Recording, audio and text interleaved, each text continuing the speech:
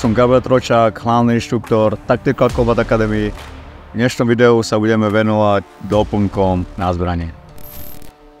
Doplnky môžu byť úplne základné až po tie pokročilé. Čo sa týka základných, treba na 58, či to bude nadpažbie, podpažbie, pažbička, pažba. V dnešnej dobe si môžete vybrať rôzne typy nadpažby a podpažby, rôzne typy gripov, rôzne typy pážiek. Ďalšie z doplnkov, ktoré si môžete vybrať, sú to rôzne kolimátory. Záleží iba na vás, aký preferujete veľkosť, alebo na základe zobrazovania obrazca daného kolimátora. Na čo si dajte pozor pri montáži daného kolimátora, aby bol dotlačený čo najviac dopredu a na tomto mieste pevne spojený so zbraňou. Ďalšia vec, ktorú môžete využiť, sú rôzne gripy na zbraniach.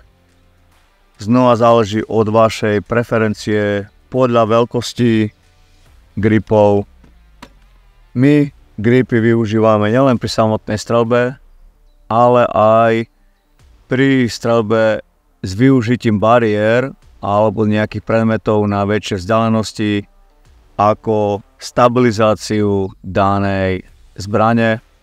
Ako si môžete všimnúť, tu na tejto zbrani je grip nasmerovaný smerom dopredu. Je to z toho dôvodu, že pri držaní zbrane nám zvyšuje tlak zbrane o telo a pri samotnom využívaní bariér nám uľahčuje stabilizáciu zbrane pri streľbe. Ďalším doplnkom na zbrani môžu byť baterky. Ak používate baterku s diaľkovým spínačom, odporúčame umiestniť baterku na pravú stranu.